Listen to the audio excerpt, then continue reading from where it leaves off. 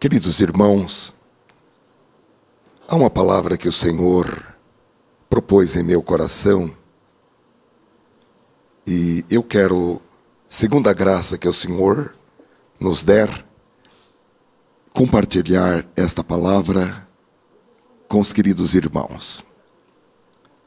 Nós vamos iniciar uma nova série de mensagens com o título Conhecer é Crescer. E esta primeira mensagem, ela tem o mesmo título, Conhecer é Crescer. Nós vamos ler dois textos na preciosa palavra de Deus, no livro de Oséias, o primeiro no capítulo 6, ou melhor, capítulo 4, depois capítulo 6. Capítulo 4, versículo 6. Oséias capítulo 4, versículo 6, que diz: O meu povo está sendo destruído, porque lhe falta o conhecimento da palavra. Algumas páginas, ou uma página à frente, uma folha à frente, nós vamos ler no capítulo 6, o versículo 3, que diz: Conheçamos o Senhor, esforcemo-nos por conhecê-lo. Uma outra tradução diz: conheçamos e prossigamos em conhecer ao Senhor. Tão certo como nasce o sol, ele aparecerá, virá para nós como as chuvas de inverno, como as chuvas de primavera que regam a terra. Amém. Irmãos, queridos irmãs, se há uma necessidade para todo cristão, essa necessidade é conhecer o Senhor. Ainda que nós tenhamos nascido em um berço cristão, ou que nós tenhamos nos envolvido em altos estudos teológicos a respeito do Senhor, há uma necessidade de prosseguir no conhecimento de Deus. E o texto nos convida a que nós esforcemo-nos ao máximo para conhecer também o Senhor ao máximo. E o texto diz que Ele não se esconderá de nós. O texto diz que Ele virá ao nosso encontro tão certo como amanhã vem depois da noite, ou tão certo como a chuva que rega com a primavera rega a terra. O Senhor virá ao nosso encontro quando nós o buscarmos e nos responderá. Eu tenho entendido pelo Espírito Santo que o conhecimento de Deus é tudo o que nós precisamos para ter uma vida vitoriosa, para ter uma vida plena, uma vida produtiva, uma vida que esteja no centro da vontade de Deus. Deus tem bênçãos especialmente preparadas para as nossas vidas, porém Deus só vai poder revelar essas bênçãos quando nós tivermos o conhecimento suficiente para administrá-las. O conhecimento, irmãos, é tão importante na vida do crente que dentre os dons espirituais que estão listados na primeira epístola de Paulo aos Coríntios, capítulo 12, no versículo 8, é destacado a palavra do conhecimento como um dom espiritual que consiste na revelação sobrenatural de algum detalhe que que até então estaria oculto, que até então estaria em um campo exclusivo do conhecimento de Deus. Porém, o Espírito Santo, ele realiza a comunicação desses detalhes, desses fatos, dessas informações, que de outra forma seriam humanamente impossíveis de serem conhecidos, de serem notados ou de serem detectados, porque não podem ser alcançados ou ser conhecidos por meio do conhecimento que nós adquirimos com as nossas observações, com estudos aprofundados, com experiências pessoais ou laboratoriais, ou por alguma outra habilidade natural que o ser humano possa ter, seja ela nativa ou seja ela adquirida. Estamos falando, irmãos, de um conhecimento pleno, um conhecimento que ultrapassa todos os sentidos do ser humano, um conhecimento que não pode ser captado pela visão, pela audição, pelo paladar, pelo tato, pelo olfato, porque se trata de um conhecimento sobrenatural que é produzido pelo Espírito Santo e que é comunicado pelo Espírito Santo. E esse conhecimento, ele pode dizer respeito a fatos do passado, a fatos do presente e a fatos do futuro. Estamos falando de um conhecimento completo. Um conhecimento que envolve coisas espirituais, mas que envolve também coisas naturais. Para tomar decisões na vida, seja para a escolha de uma profissão, seja para a escolha de uma cidade para morar, seja para a escolha de um esposo ou de uma esposa e tantas outras decisões da vida, nós precisamos da revelação de Deus para fazer a decisão correta, a escolha correta. E Jesus disse, irmãos, em João, capítulo 8, versículo 32, para que nós conheçamos o poder do conhecimento, Jesus disse, e conhecereis a verdade, e a verdade vos libertará.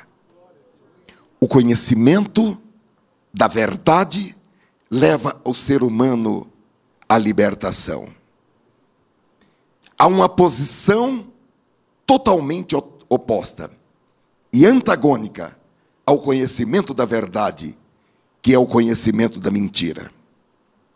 E quando o conhecimento da verdade é adicionado, é somado pelo conhecimento da mentira, por serem opostos e antagônicos, o conhecimento da verdade é anulado pelo conhecimento da mentira. Porque da mesma forma que o conhecimento da verdade leva o ser humano à libertação, o conhecimento da mentira leva o ser humano a 3 tipos de escravidões: a escravidão da carne, a escravidão do mundo e a escravidão de Satanás.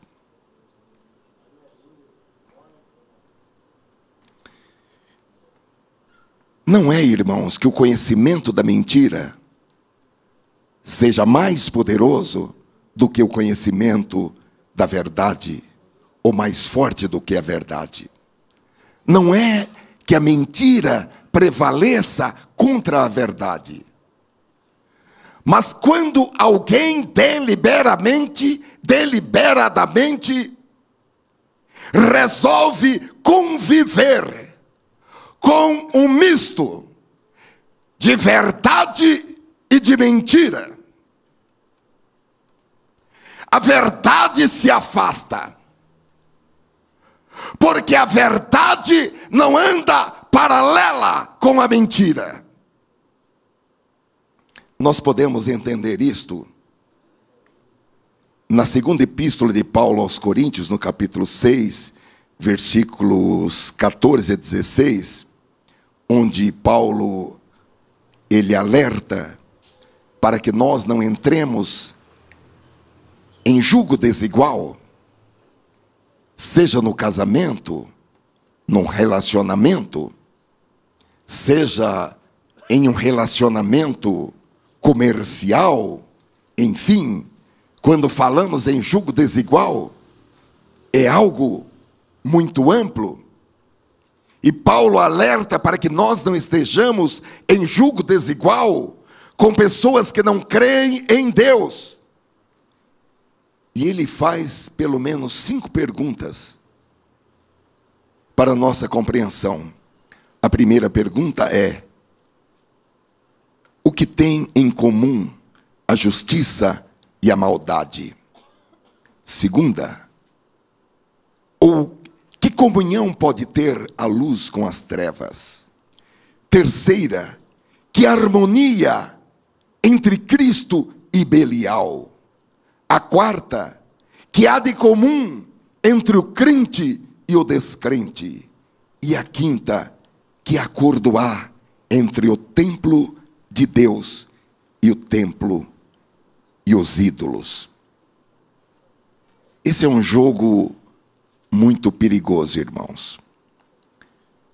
Porque se alguém foi salvo e lavado pelo sangue de Jesus, e pelas dificuldades da vida, e para encontrar um caminho mais fácil para a amizade, para o sucesso, a pessoa se envolve com o conhecimento da mentira. Essa pessoa, ela vai perder a salvação, a menos que em tempo oportuno ela se arrependa. O conhecimento, irmãos, ele é recepcionado no espírito e na alma. O ser humano, ele tem uma característica, uma palavra um pouco difícil, que pode ser chamada de tripartite. É uma palavra um pouco difícil, mas ela significa que o ser humano é composto de 3 partes: o corpo, a alma e o espírito. Cada uma dessas partes tem a sua função. Elas são partes distintas. Elas não se misturam, porém elas se completam, porque juntas elas formam a essência. Elas formam aquilo que nós podemos chamar de ser na sua essência. Algumas igrejas ensinam que o homem é somente alma e corpo. Eu tenho falado para os irmãos que sempre que nós mudarmos para uma cidade, ou quando nós resolvermos ir para uma outra igreja, para uma outra denominação, nós precisamos saber quais são os fundamentos doutrinários daquela religião. Precisamos saber quais são os fundamentos que sustentam a doutrina daquela igreja. E nós estamos falando que o homem é composto de espírito, alma e corpo. E algumas igrejas ensinam que o homem é somente alma e corpo. Os irmãos estão vendo que não é tão simples a gente mudar de religião ou mudar de igreja? Pode parecer uma coisa muito simples, porém é algo que tem implicações profundas a respeito do destino da alma depois da morte, a respeito do paraíso, a respeito da doutrina da ressurreição dos mortos, a respeito da doutrina do juízo final e de vários outros temas bíblicos que vão se desdobrar a partir do que nós entendemos se o homem é espírito, alma e corpo, ou se o homem é somente corpo e alma.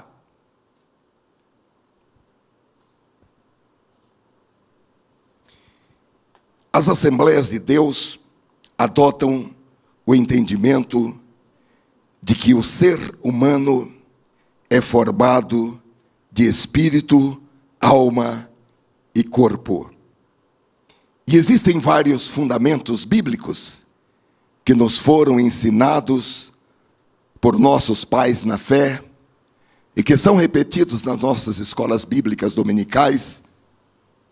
E há um texto muito claro que nós podemos ler em 1 Tessalonicenses, é uma epístola de Paulo, no capítulo 5, versículo 23, onde está escrito o seguinte: e o mesmo Deus de paz vos santifique em tudo, e todo o vosso espírito, alma e corpo sejam plenamente conservados e irrepreensíveis para a vinda de nosso Senhor Jesus Cristo.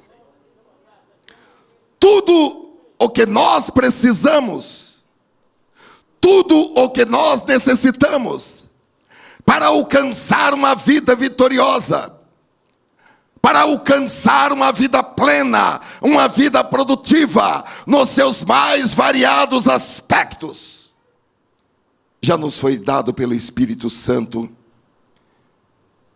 já residem em nós, já estão no nosso patrimônio, bastando apenas que sejam despertados, que sejam afogueados para ferverem, e que sejam conservados irrepreensíveis até o dia de Cristo.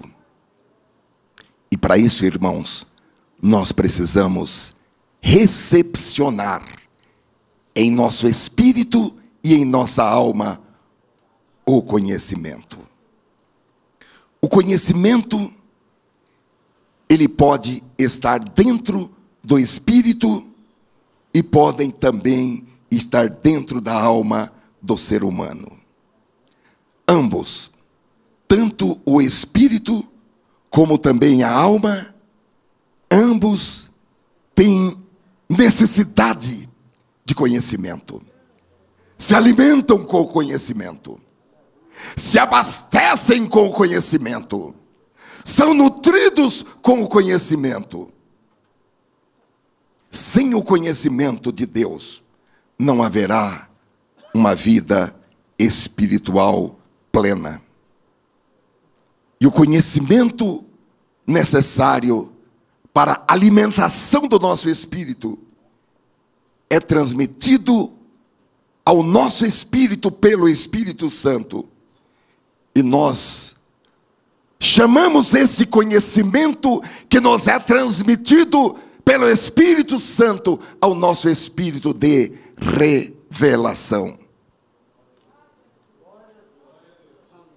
Nós precisamos do conhecimento espiritual para poder crescer espiritualmente. É por isso que nós nominamos esta mensagem Conhecer é Crescer. Precisamos da revelação. A revelação, então, é o conhecimento transmitido diretamente pelo Espírito Santo ao nosso espírito.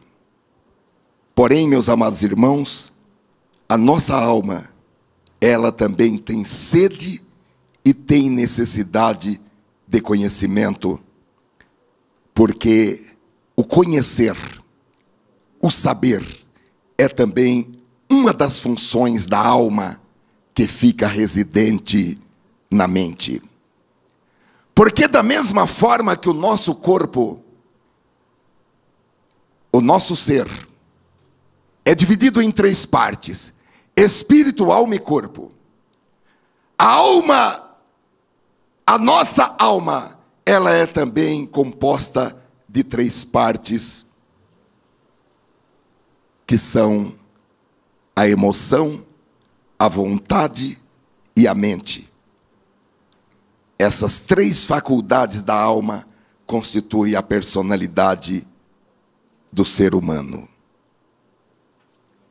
Nós somos aquilo que está em nossas almas. A alma, irmãos, ela concentra em si as principais características do ser humano. Onde é que está o amor? Na alma. Onde é que está o ódio? Na alma. Assim como também a alegria, a tristeza, as ideias, os pensamentos, o conhecimento, as lembranças, o saber e também as nossas escolhas e as nossas decisões. Então a nossa alma, ela precisa do conhecimento. Ela é alimentada pelo conhecimento. Tanto pelo conhecimento intelectual, como também pelo conhecimento espiritual.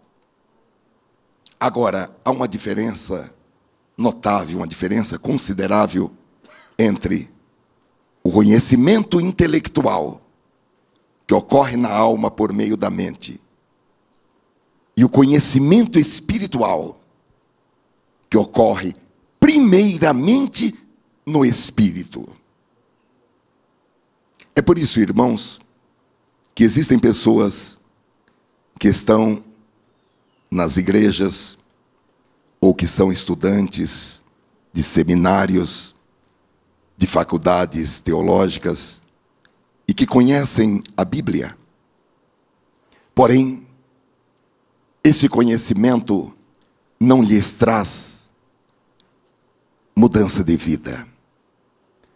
Não lhes traz vida nova.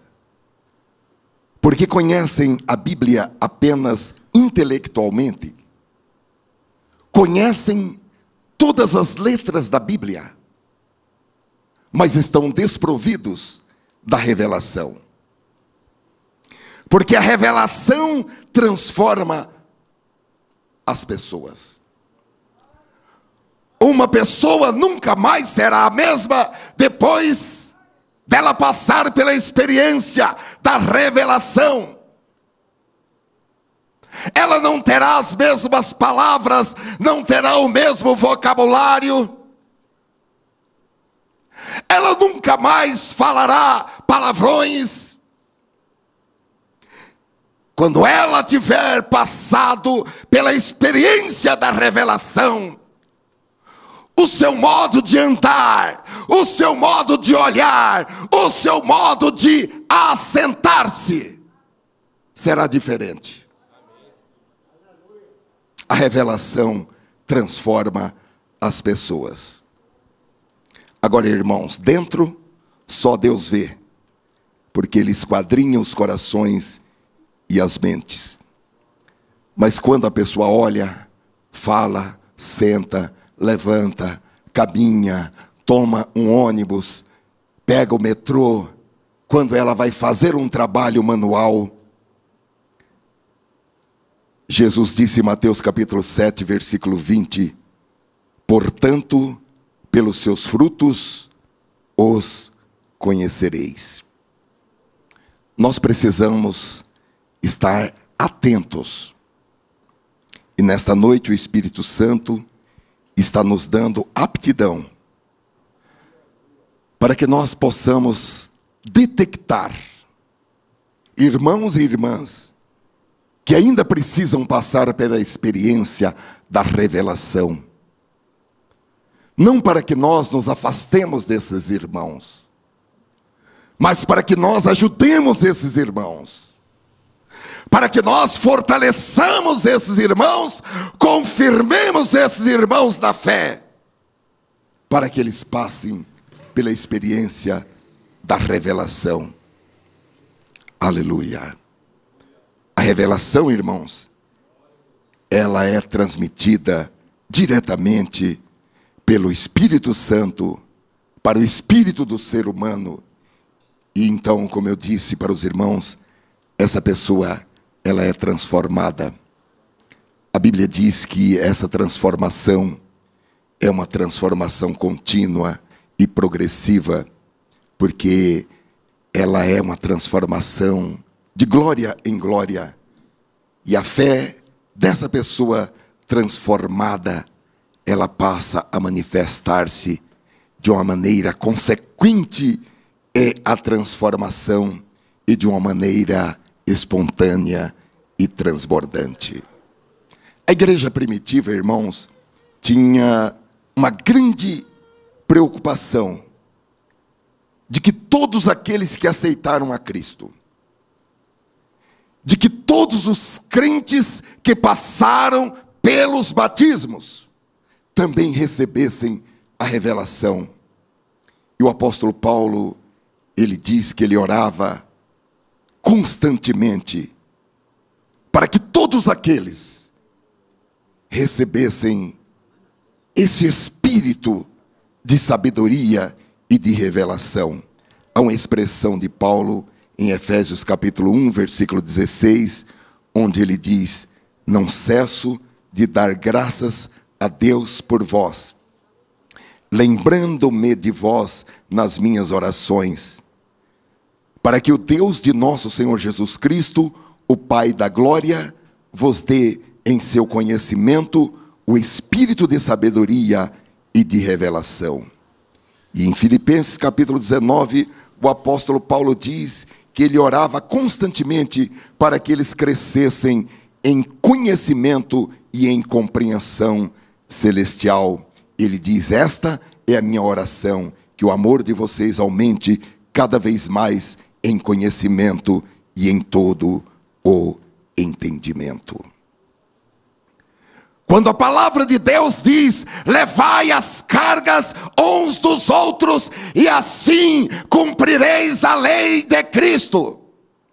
A palavra de Deus não está apenas dizendo que você deve pegar e ajudar o seu irmão nas suas necessidades, lavar a roupa da irmã que está doente, limpar a casa da irmã que está doente, ajudar o irmão que está desempregado, pagar o aluguel dele. A Bíblia está dizendo também que nós devemos detectar aqueles que estão precisando da nossa ajuda espiritual, e orar intensamente, e orar constantemente por eles, para que eles recebam em seu conhecimento o espírito de sabedoria e o espírito de revelação.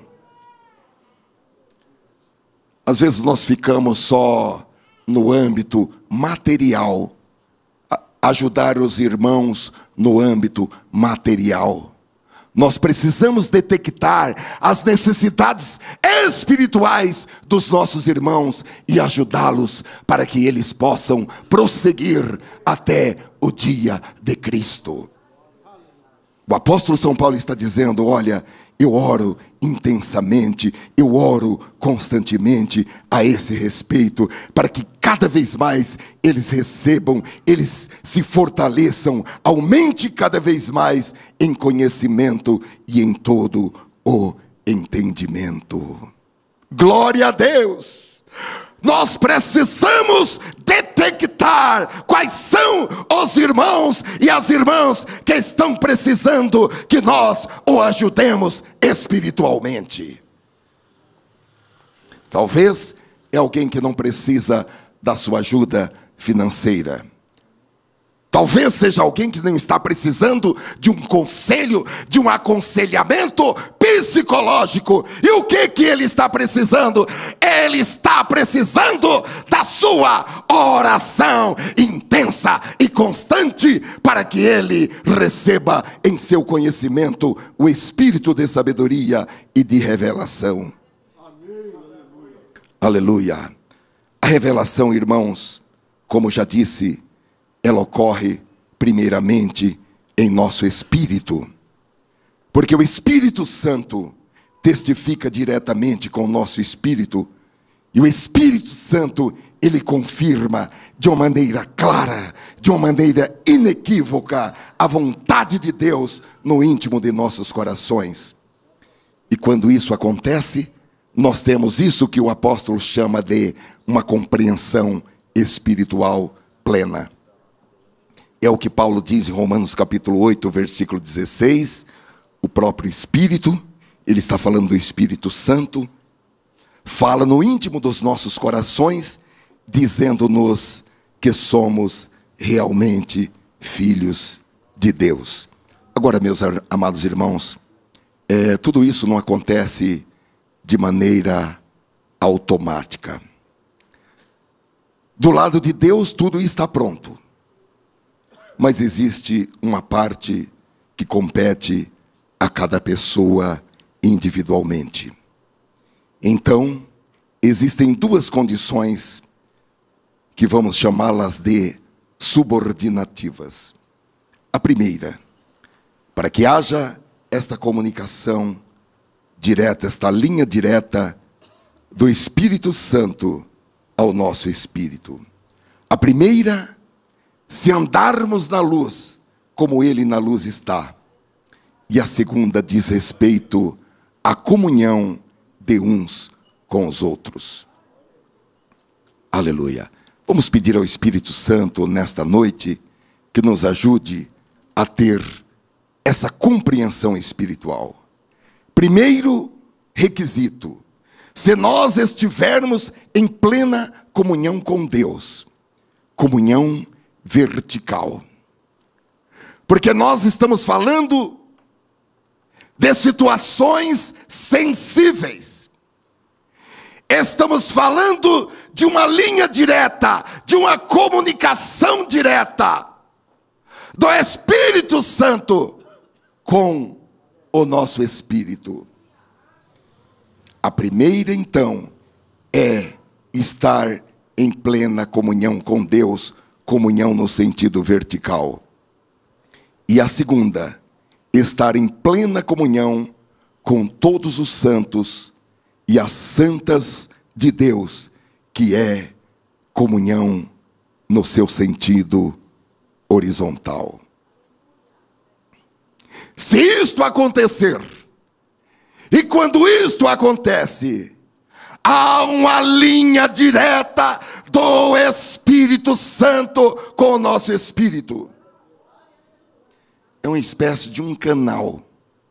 Para os irmãos que conhecem bem de internet, diria que é uma VPN. É um túnel de comunicação direto do Espírito Santo com o nosso espírito.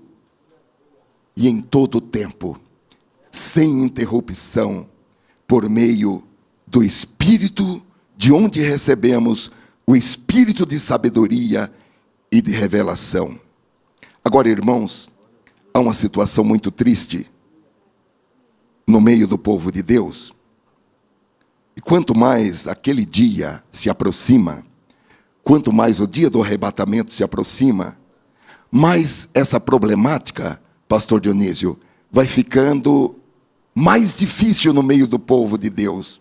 Que é o seguinte, irmãos: muitas pessoas são salvas, estão salvas, porém estão com essa comunicação interrompida, ou como diz o pastor Marcos, em baixa frequência com o Espírito Santo. Porque a manutenção dessa linha de comunicação direta do Espírito Santo com o nosso espírito exige esses dois requisitos. que aliás nós estamos insistindo, eu digo nós porque não sou somente eu. O Espírito Santo está insistindo para que nós tenhamos essa compreensão espiritual. A manutenção desta linha exige esses dois requisitos: comunhão no sentido vertical e comunhão no sentido horizontal.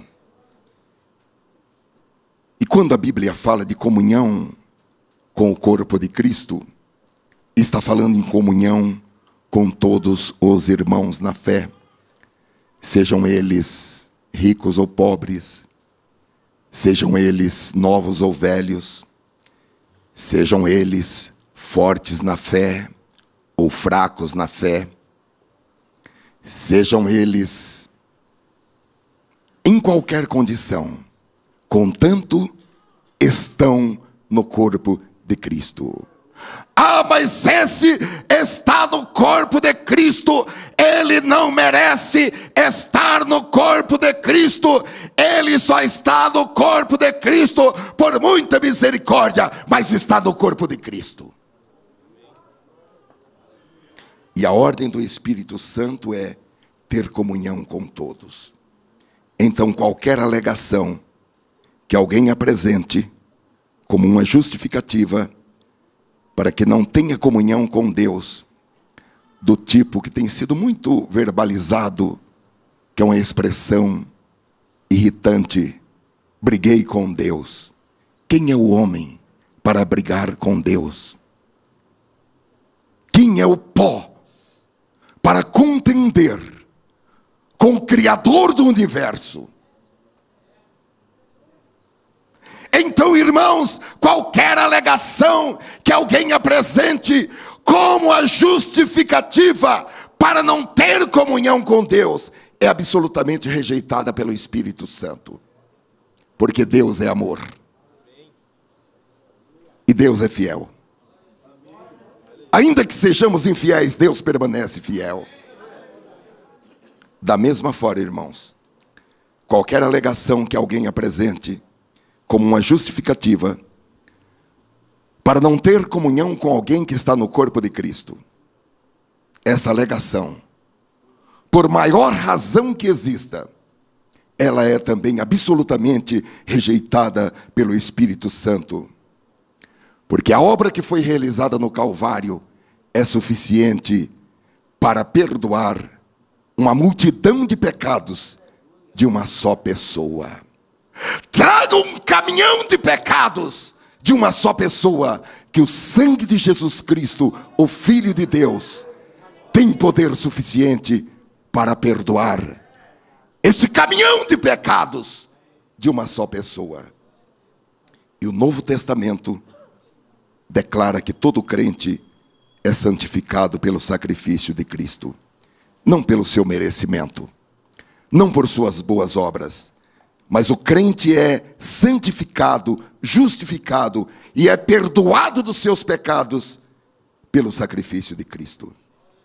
Então, mesmo aqueles e aquelas que você acha que eles não estão santificados, ou que não deveriam ser santificados, ou que não deveriam ser perdoados, o Espírito Santo, que está te ajudando nesta noite, está lhe esclarecendo que eles já foram justificados, perdoados e santificados pelo sacrifício do Calvário.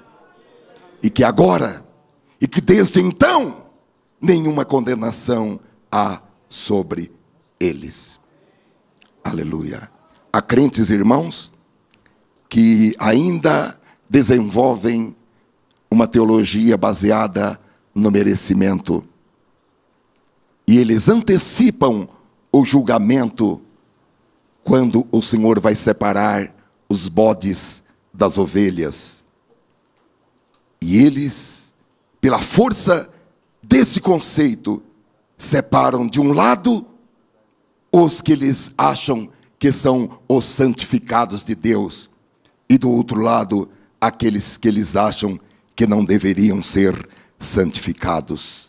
Porém, o sangue de Jesus tem poder para perdoar toneladas de pecados cometidas por alguém. Hebreus capítulo 10 fala do que Deus diz a respeito disso. Pelo cumprimento dessa vontade, diz a palavra, fomos santificados por meio do sacrifício do corpo de Jesus Cristo, oferecido uma vez por todas. E em 1 Coríntios capítulo 1, versículo 30, diz que o Senhor Jesus, Ele tomou a iniciativa, e que Ele nos santificou, e que Ele incluiu nessa santificação, incluiu justiça, incluiu redenção. Aleluia. Iniciativa dele. É, porém, por iniciativa dele que vocês estão em Cristo Jesus, o qual se tornou sabedoria de Deus para nós, isto é, justiça, santidade e redenção. Então, meus amados irmãos, a igreja, como o corpo de Cristo, ela está santificada, e Jesus chamou isso de unidade do corpo de Cristo.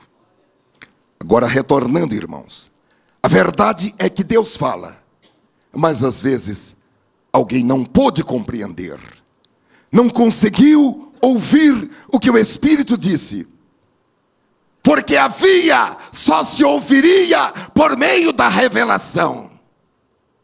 E a linha de comunicação estava interrompida, ou estava com uma frequência insuficiente para capturar o que o Espírito estava dizendo, por problemas ligados à comunhão horizontal ou à comunhão vertical. Então, meus amados irmãos, é triste dizer que às vezes estamos diante de alguém que andava na luz, ou que anda na luz, porém, ainda tem um item reservado de dureza no seu coração, e por isso não tem a comunhão plena, total e restrita com todos aqueles e aquelas que foram santificados pelo sangue de Cristo. Eu creio que o Espírito Santo, como já tem feito em outras oportunidades, nesta noite está nos instruindo e nos está preparando para que nós estejamos aptos para receber grandes revelações. Se você quer ter uma linha direta com o Espírito Santo, uma linha direta para você receber do seu Espírito o conhecimento, que entra no Espírito como revelação, você precisa cumprir esses dois itens. Ter comunhão vertical e ter comunhão horizontal com todos aqueles e aquelas que estão no corpo de Cristo, inclusive com aqueles que você não gostaria de ter comunhão, inclusive com aqueles que não vos saúdam, inclusive com aqueles que são grosseiros com você, inclusive com aqueles que disfarçam para não te cumprimentar. Você precisa ter a iniciativa de ter comunhão com eles, se você quer ter uma linha direta a um preço a ser pago. Não estamos falando de salvação, porque todo aquele que invocar o nome do Senhor será salvo. Mas estamos falando de algo mais. Estamos falando de uma posição sobrenatural que você pode começar a viver já nesta terra. Eu tenho que dizer para os irmãos que eu estou com temor e tremor para pregar esta mensagem, porque eu sei que esta mensagem ela vai ser apresentada diante do tribunal de Cristo, no julgamento dos salvos, e vai ser apresentada também no dia do juízo final, porque esta mensagem ela é um aviso de Deus enquanto é tempo oportuno. eu estou entendendo que a palavra do Espírito Santo é para que você humilhe-se ainda mais diante daqueles que são arrogantes, diante daqueles que lhe desprezam.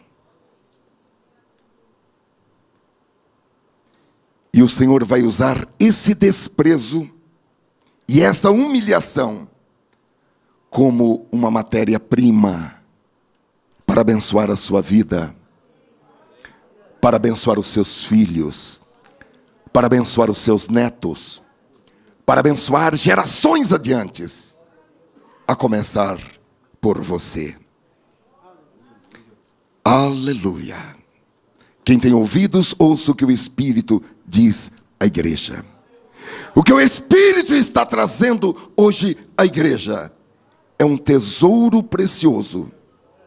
E como tesouro precioso que é, você deve vender tudo o que você tem e adquirir esse tesouro. E o que eu posso vender, irmão, para adquirir esse tesouro?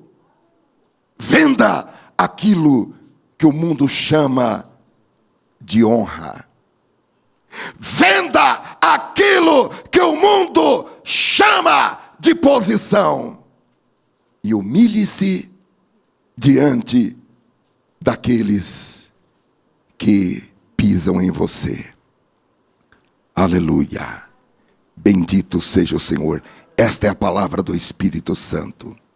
É para que você humilhe-se ainda mais diante daqueles que lhe desprezam.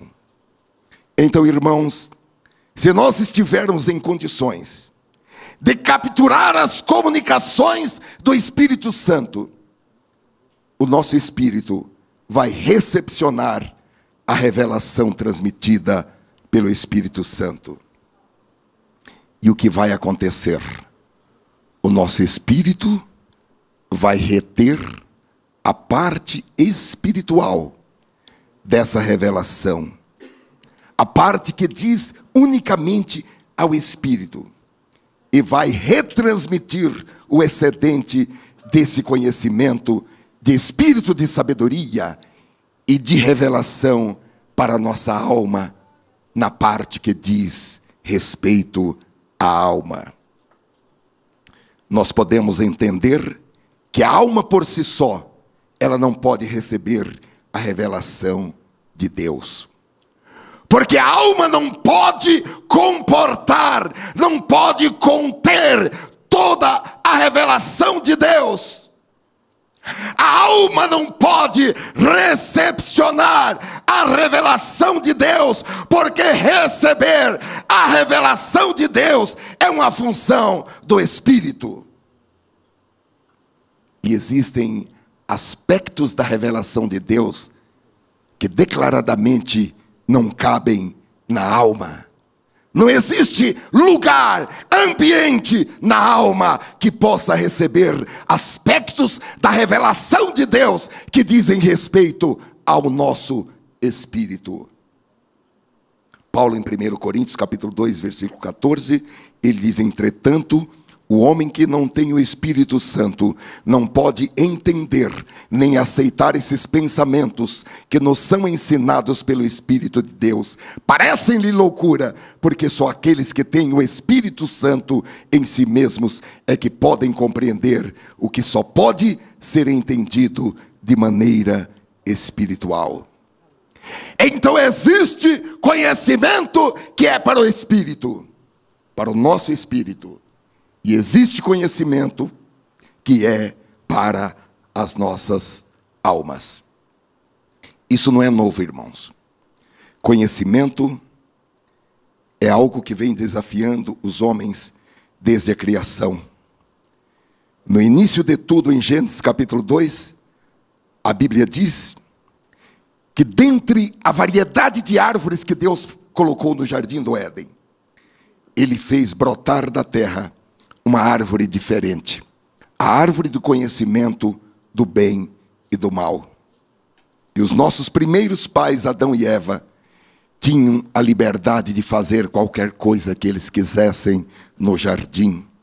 e tinham também liberdade para comer de qualquer fruto, exceto do fruto da árvore do conhecimento do bem e do mal.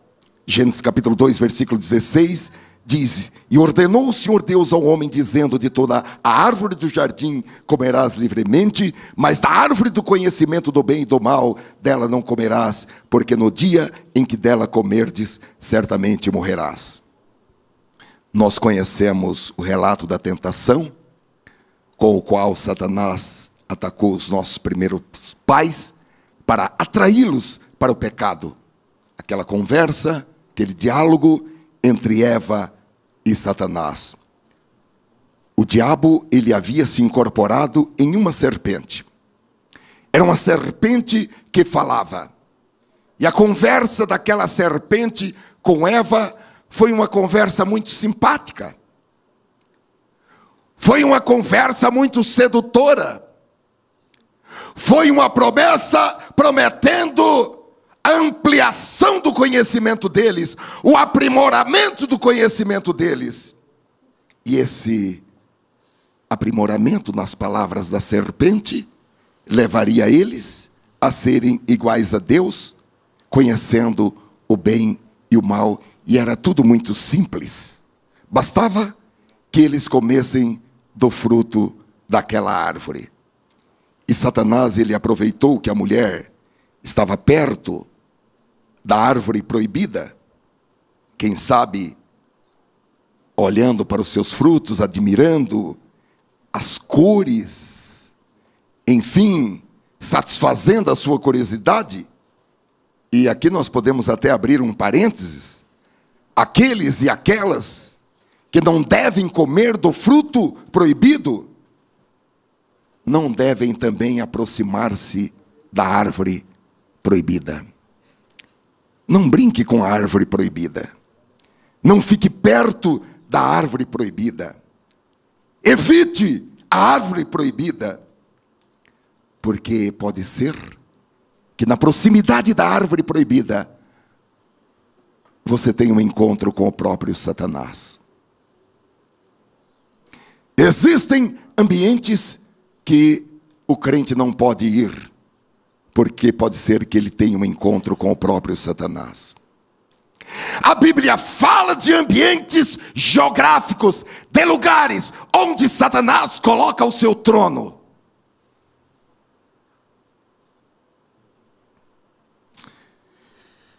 Isso é muito sério, irmãos.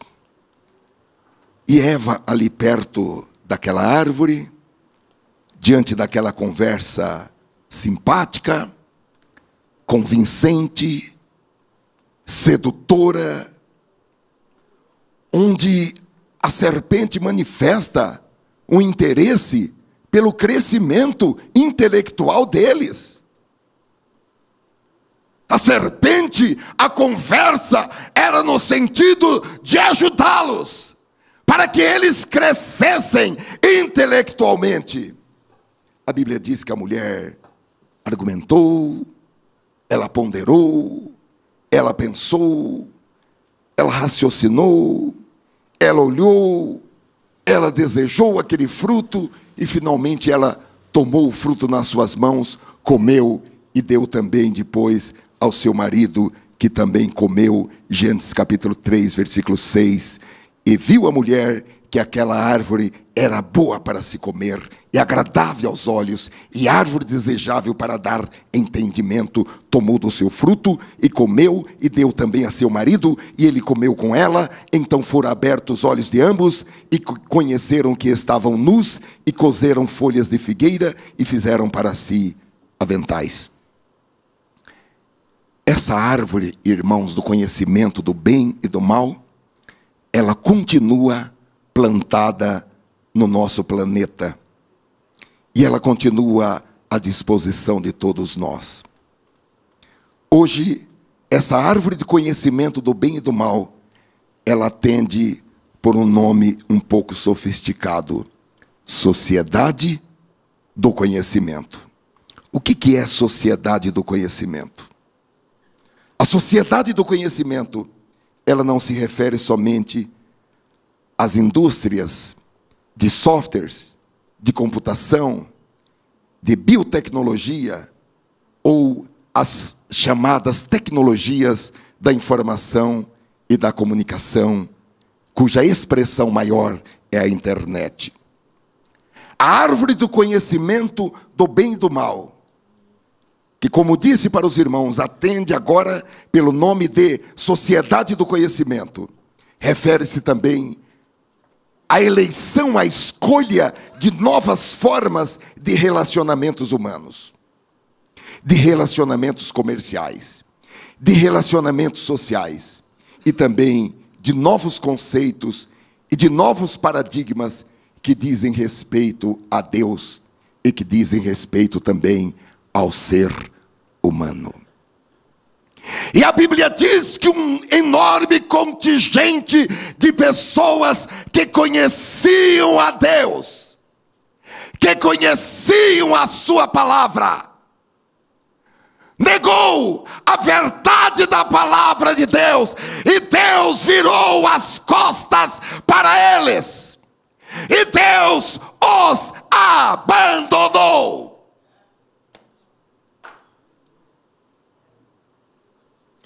Porque a maioria, irmãos, desses novos conceitos são conceitos contrários à palavra de Deus.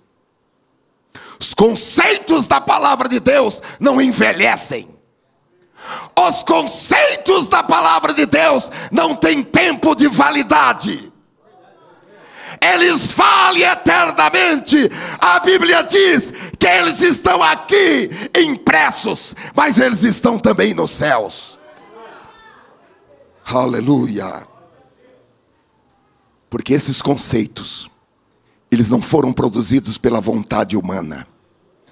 Eles não foram produzidos pela antropologia ou por qualquer outra ciência do conhecimento humano. Eles foram produzidos pelo Espírito Santo e eles são imutáveis.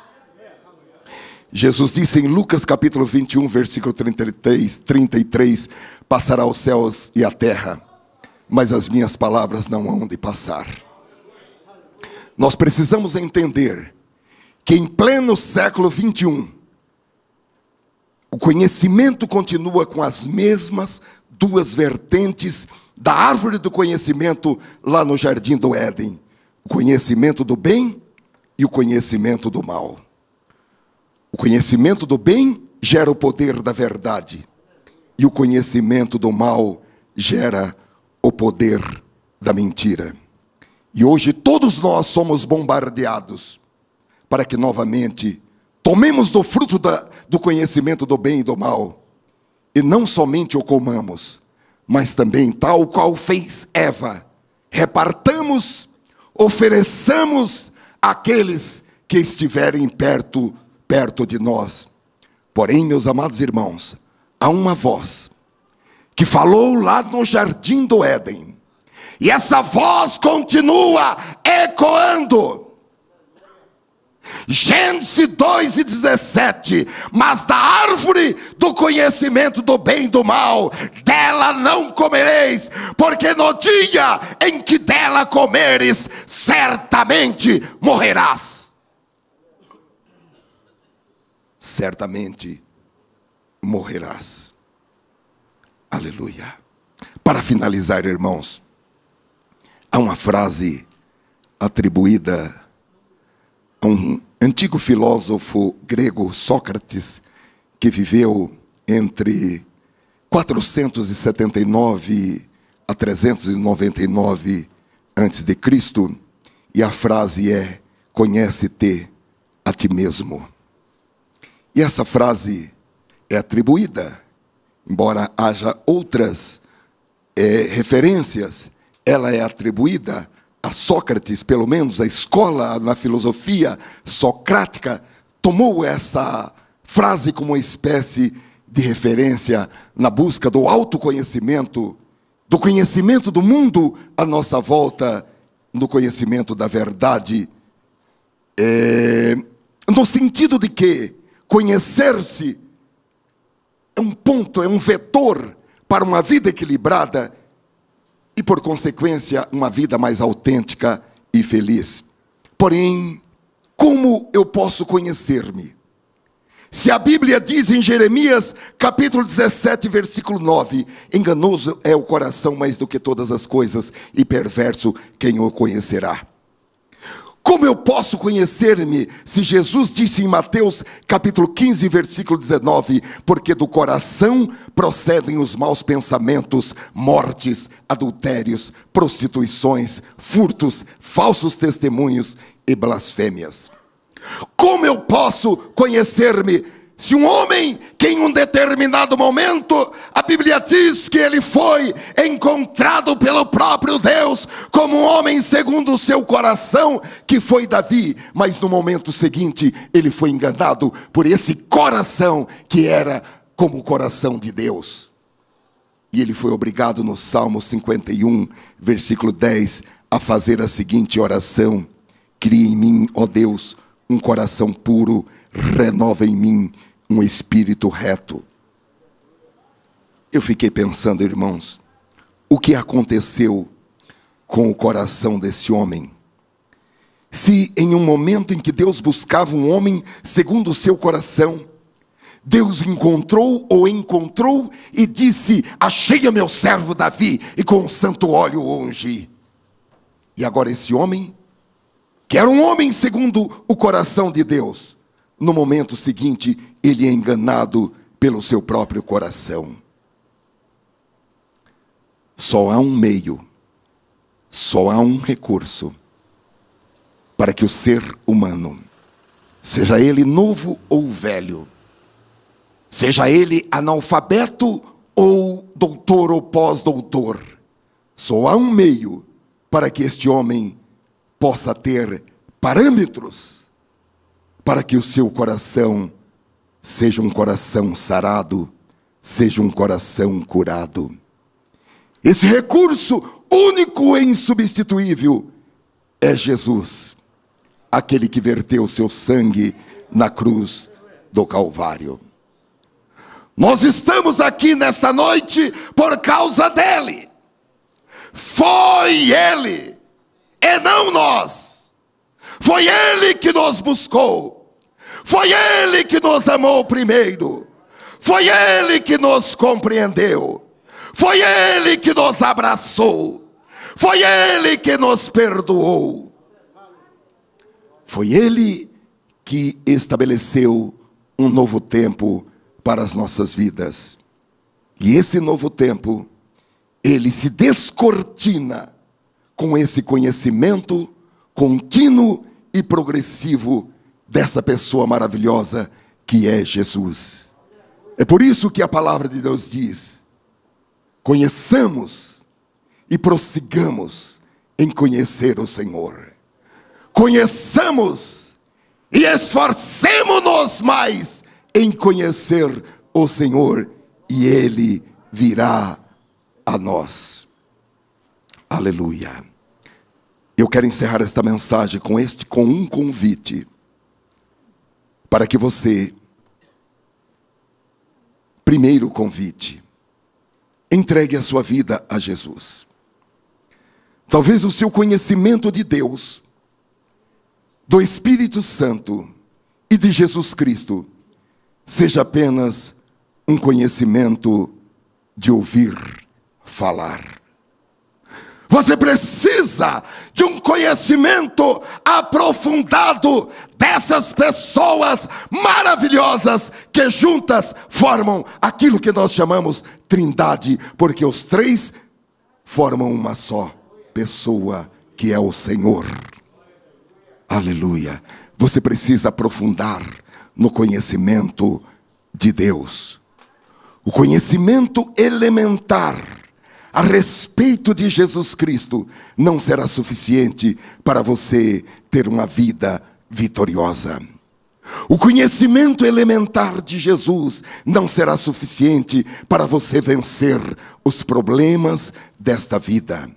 O conhecimento elementar de Jesus não será suficiente para você vencer Satanás e os demônios. Você vai precisar de uma ajuda maior. Você vai precisar de um conhecimento pleno para que você possa entender para que você possa compreender os momentos da vida em que você vai precisar chamar por Jesus. E nós, como igreja aqui, nós queremos abrir um espaço para as pessoas que ainda não fizeram uma decisão de caminhar, de crescer neste conhecimento, que tem se contentado com o conhecimento elementar, quem sabe apenas em uma página da Bíblia, quem sabe apenas no Salmo 23 ou no Salmo 91, aberto na sua casa. Nós queremos convidar você nesta noite a romper com esta tradição de um conhecimento elementar e dar um passo em direção a um conhecimento contínuo e progressivo dessa pessoa maravilhosa que é Jesus Cristo.